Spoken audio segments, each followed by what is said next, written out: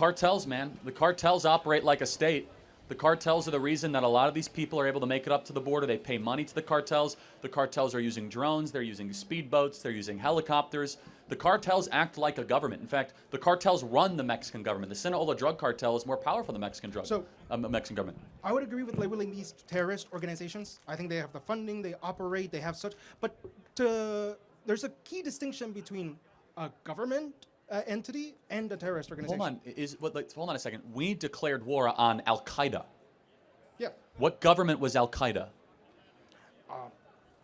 We can declare war on terrorist organizations. No, I know. That's what I'm saying. So, if we signed the Alien Enemies Act against Al Qaeda, it would have been perfectly fair and appropriate, obviously.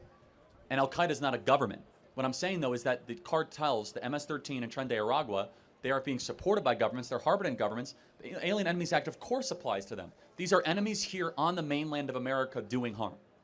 Okay. And Kilmar Abrego Garcia is a member of MS-13. He was a wife beater, a child abuser, here illegally. He had a deportation notice on his head. And now he's back in his country of El Salvador, and we should be happy that he's home.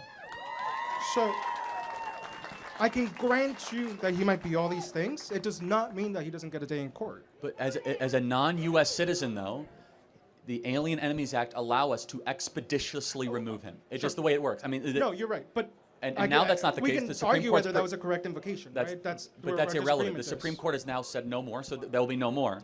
But in that specific case, nothing was done illegally.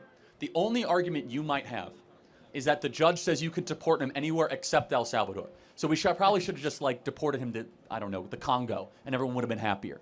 Hilariously, they said, oh, he's in a foreign jail. No, he's not in a foreign jail. He's an El Salvadorian in his own country. He's not an American.